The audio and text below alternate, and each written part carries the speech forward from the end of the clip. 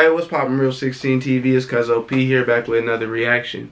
This time we're reacting to Off the Record Andrew Schultz saying that he didn't really want to do the interview with Fresh and Fit. If you don't know what Fresh and Fit is, they're part of the Red Pill Manosphere, whatever you call it.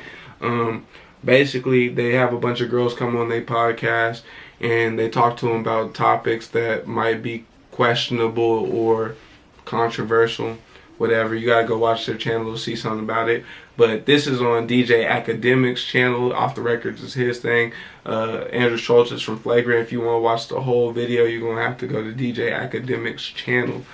Screen recording starting in 3, 2, 1, go. Video playing now. Get flagged. I wanted to have Weezy on with Fresh and Fit. Oh, you should have. No, and I'll tell you why I didn't. Because I'm not an asshole like you. You think that I fucking set them up. I said, I don't think that I was like, I don't think that's fair. Can I tell you something honestly about that? And this is how much I was looking out for them. I didn't want to put out the episode. I said to them, I was like, guys, I think this could make you look bad. Mm-hmm. You can have you guys back on again. Mm-hmm. We can do this again. We can have another conversation. But I don't want to take part in putting something out there where the internet is going to beat you up. That's not what this is about for me. We can have another conversation. Multiple times. I said, I don't even feel good. They have, put it out. I'm like, is there anything you want edited? Look, I ain't gonna lie, he was cool for that. Because if you ain't watched the interview he's talking about, I've seen it. It kind of seemed like they were all trying to bash them because they were in a different stage of life than them. They kept saying, yeah, I understand it's more for this stage of life, like a younger stage of life than it is for now. And later on, I've also seen Andrew also be like, some people do need that. Like, not everybody, but there's some people that do need that type of energy coming in their life. So everybody needs a little bit of something. I'm just going to go ahead and continue. I can give it to you. You guys can take out anything. Is there anything you want removed? They go, no, put it out in its entirety. Let me ask you a question. I just want to point this out. My beef is never with creators. My beef is with institutions, politicians, fucking elites. Fuck them. In terms of like an independent creator, like whether you like it or not, there's similar fights that we're all fighting. So I don't like to get bogged down in I any gave of that advice kind of shit. on that because they said, hey, Andrew is asking if like, should we edit anything out? And I didn't see it yet, so I'm like, wait, how was it? It was like, I think they tried to get us and we got them. And I'm gonna be honest. What they told me was like, hey, listen, I feel there were. And that's why I felt it was a good cop, bad cop thing. So I'm like, okay, they probably try to stick you guys up on a few points. And if you eloquently and logically explained yourself, right, that may make it look like it was a hit job. Or if it was a poorly executed hit job, it might make them look bad. Because again, see, I think what he means by a hit job is it made it look like they were trying to bash him, and that's exactly what it looked like because they answered the questions, not tripping, not getting aggravated. I honestly would hope for some aggravation. That would make a way better conversation. Not saying that they should try to antagonize him. I don't think they were trying to antagonize him, but it kind of just seemed like they were all trying to bash him. It really did. You gotta go watch the whole interview. It's on Flagrant. If I invited a guest on to just completely dunk on the whole time, at a certain point, I look lame.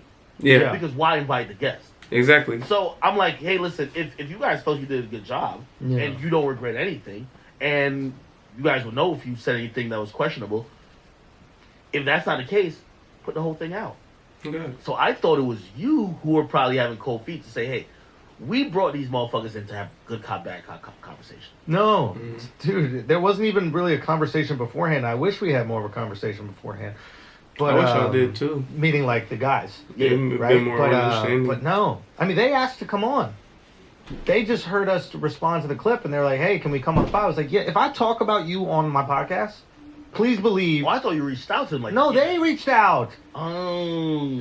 See, that is kind of confusing. People get like, I know how the internet reacts. Okay. I know what's going to happen. I know what's going to happen also when we push back to them. Right? All these loser fucking like pickup artist guys on the internet, with a fucking YouTube channel, 10,000 people are going to do these like think piece about us, etc. I understand it. I know what's going to happen. Yeah. I know. I know how the internet works, right? Yeah. They see the views, they go, okay, I'll talk about this thing because that's going to get me views. We do it too. Yeah, I'm doing it right now. Right? But I didn't want to take part in what I knew was going to end up being slander. What do you think? So, and you know, yeah, it looked like slander to me. I'm on Twitch. I'm like, because also they've been good guys to like they're us. Great guys. If they were pieces of shit, like there's people that maybe have come on the podcast, or I'm wondering even with Brilliant Idiots, but it's like if you talk wild shit, like I'm not looking out for you. Yeah. I'm not looking out. No, And really I good. think there's growth in that strategy. Like I think there's a lot of things that they have that can be super valuable, and they can offer that to guys. Get them to the point where they realize, like, hey, I can talk to women, be charming, be fun, but not have that like defensive nature where it's like a woman's trying to get me, a woman's a predator, and I have to constantly have my shield up. It's like, no, dude, you can't go through life being terrible. I agree. They do take it to an extreme form where they act like everything is a game all the time, like it's a back and forth competition, when that's not every situation. Some situations just fun, loving reactions. You know what I'm saying? Good vibes. But there are times in your life or whatever where I guess maybe when you're single trying to figure out who you are going to date, there is times in your life where maybe understanding, oh, this woman's just trying to get me for my money, or the girl that I like isn't going to like me due to the fact that I am not the person that she would like. You know what I mean? Like I haven't made myself everything I could be. It doesn't matter about her feelings, but you could build upon yourself or whatever to where you're more happy with yourself, more confident with yourself, and somebody would want to be with. But continue the video on Of the women that you want to be with. So You can't be afraid of them. So even last, you know me, I treat build up that confidence so you can't be scared. I treat my Twitch like my stand-up.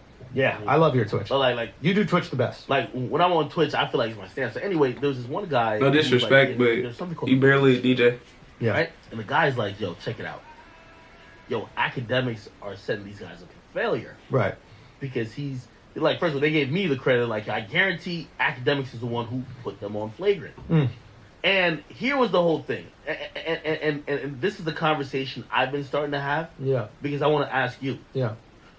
Their ideology is really good within the niche, within this quote unquote manosphere, which is not mainstream. I think this manosphere is now expanded after people started realizing that people are taking advantage of, like, say, the Me Too movement, and that they're just really trying to silence men or just hate men. Right. Or some extreme portions. So now there's a need to give men a voice. Yeah. People have bonded around that. And I agree with that. I feel like there's so much stuff that plays on putting men down that when the whole Red Pill movement came out, it pushed them far up to the forefront, because then you need extreme for both sides. Now there's guys on the other side, including myself, that's happy to hear some stuff that makes it seem like we kind of matter. So obviously that's going to collect a bunch of views, but it doesn't mean everything they say is 100% correct. It just means that each side has an extreme. Like, the girls have extreme, fuck guys. The guys have extreme. And it really ain't really fuck women. It's more like just, hey, work on yourself. Don't be a bitch. Get your money up most of the time. But we're going to continue. And I think that's helped what's called the manosphere. I think when it comes to these guys, they got to make a decision. Do you want to be on mainstream platforms spitting this shit, or are you comfortable and cool, which by the way a lot of people are, running your niche? You could be the king of your molehill, or you're going to be fighting up the mountain with everybody who probably won't fuck with you. But the mountain... Yeah. So you don't have to watch the rest of the video on DJ Akademiks channel, but getting into it real quick, DJ Akademiks is like a genius at this YouTube thing, and I agree with what he's saying. You could go ahead and be the king of your niche, and to be honest, the mountain ain't like full of people, but you the only one really at the, you know what I'm saying, you getting the most views for this shit. Your shit is dumbass entertaining. You got, like, obviously people are intrigued by the fact that it's usually girls coming back from the club, and then that there's arguments. I think the whole kicking girls out thing, at first they weren't doing it on purpose, but then it became a gimmick. Obviously that shit right there is going to boost the views of the channel, and since you're the only one doing all that, because really besides that you got the Just Pearly girl, you got Andrew Tate, and he really didn't put himself there. People claim he's there. The other people kind of put themselves within this the manosphere, within their sphere. So I don't know. it doesn't. I can't really say it's a bad thing, but getting into the flagrant thing, it really did seem like they were trying to bash them. I thought it was hilarious. I was watching it like, damn, it seemed like this. I thought it was gonna be a great conversation. I really just wanted to watch it. I think Andrew Wright, they should have redid that, because I thought it could have been a great, fun, interesting conversation. But instead, it kind of seemed like they were getting bashed. But that's all I got for y'all now. Please like, subscribe, and share. Continue to fuck with me. Holler at me. Bye.